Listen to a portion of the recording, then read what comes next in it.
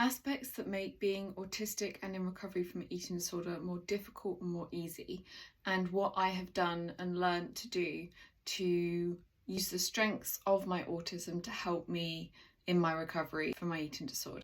So one aspect of my autism is that I am very good at pattern recognition.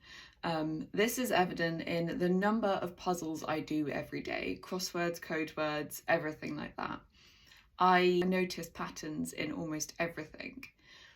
And for me, this overlapped with my eating disorder really badly in many ways, because I also become obsessed with numbers and patterns. And for me, that led me to become obsessed with my weight and watching what the pattern of my weight was doing. I learned the hard way that what I needed to do to overcome this was to not know my weight.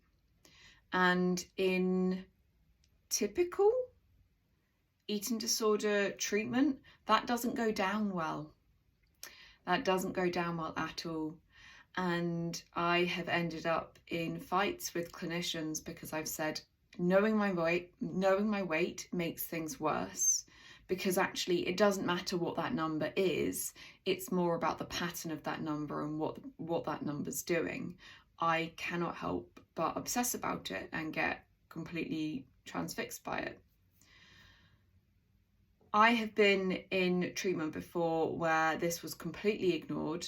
I was given my weight graph every week despite saying it's not helpful, and it made it a lot worse. I'm lucky enough now to be in an autism-friendly treatment pathway, in a treatment pathway where generally they listen to what helps and what doesn't help. And so we do blind weigh-ins. I haven't known my weight for an awfully long time. There are no weight graphs, nothing like that. And actually, and I feel like this is just part of what eating disorder treatment should be, our sessions aren't based off of I get weighed and that decides how I'm doing. They ask me how I'm doing. And that helps a lot, because that helps me say I've had an okay week, I've had a more difficult week.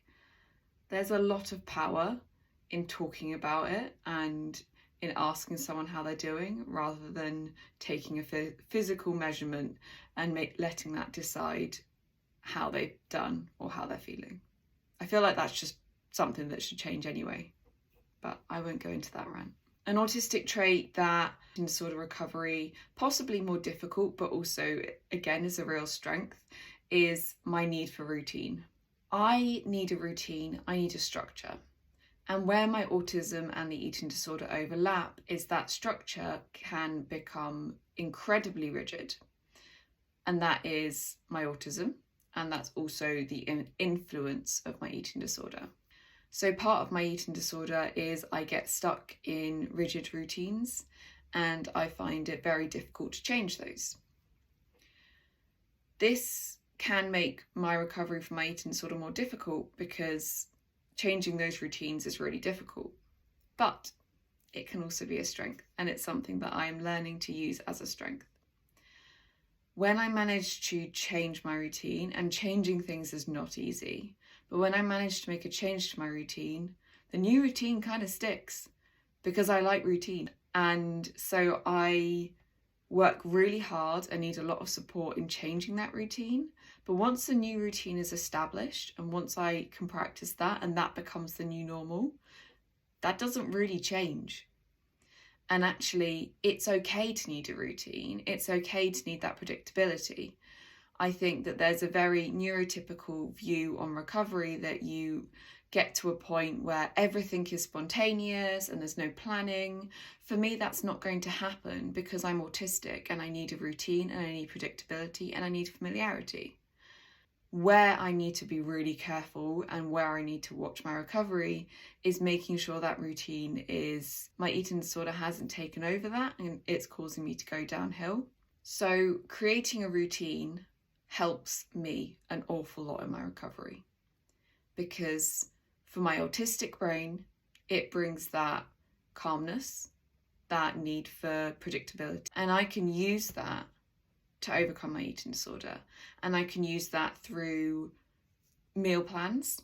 I can use that through knowing what I'm going to be doing each day, activity-wise, movement-wise. I can create a routine that overcomes my eating disorder.